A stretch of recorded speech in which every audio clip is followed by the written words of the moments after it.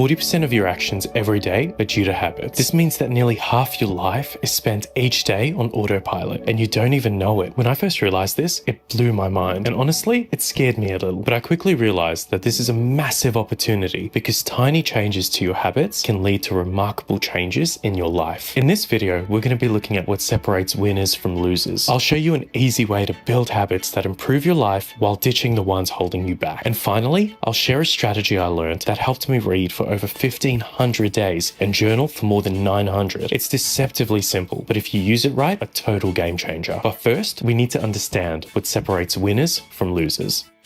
Why do 80% of people abandon their New Year's resolutions within the first month? Every January, millions of people from all over the world write down ambitious goals. They tell themselves, this is the year they'll finally get six-pack abs. This is the year they'll read more. This is the year they're going to get their life together. The new year always feels like a clean slate. So we start to dream about the person we want to become, the dreams we can achieve, and the habits we want to build. We write it all down, promising ourselves that we'll follow through. Most people give up within a few days. A very small percentage stick to it for a few weeks before they stop, but eventually the majority of people quit.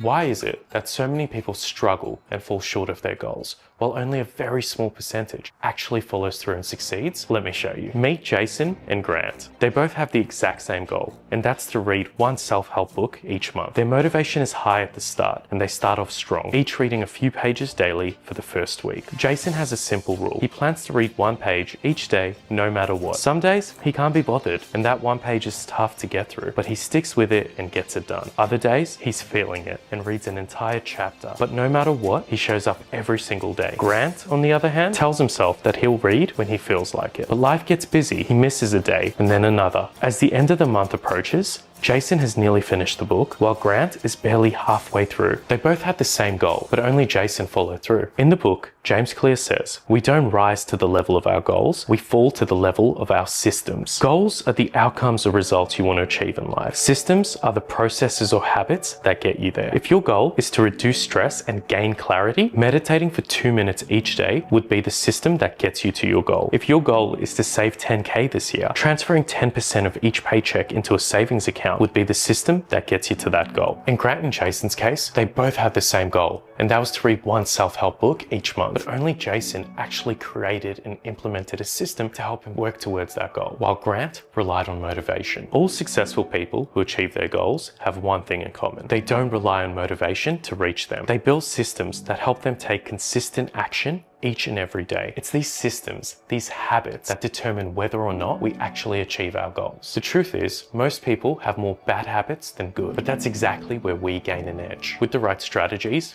we can completely flip this. If you truly want to change your life, you need to understand how habits work. James Clear breaks down every habit, good and bad, into 4 parts, and he calls this the habit loop. The cue is the trigger that starts the habit. The craving is the desire or emotion that drives the habit. The response is the action or the habit you take, and the reward is the benefit that reinforces the entire loop. Once you understand how habit loops work, you're going to start to spot them in your everyday life. A common habit loop we all go through each day is checking our phones. The cue is generally boredom or anxiousness. You're craving a distraction, or maybe you want to feel validated. The response, usually without thinking, you instinctively grab your phone and start scrolling through social media. The reward is you're entertained or you get some social validation from seeing how many likes your latest selfie has gotten. This gives you a quick hit of dopamine, which reinforces the loop. Over time, this behavior becomes so automatic, you don't even realize you're doing it. We all have bad habits we wish we could kick. Here's a simple trick I learned from the book that helped me get rid of one of mine. I used to constantly order food whenever I felt stressed out or anxious. It usually occurred at the end of a long day, and this was my cue. I'd crave the comfort and satisfaction of my favorite food. In my case, it's a kebab. So I'd respond by opening the DoorDash app and ordering junk food. My reward was the dopamine hit I got when the food arrived and I sat down to eat. Over time, this behavior became so automatic that whenever I felt stressed or anxious, I'd instinctively pull out my phone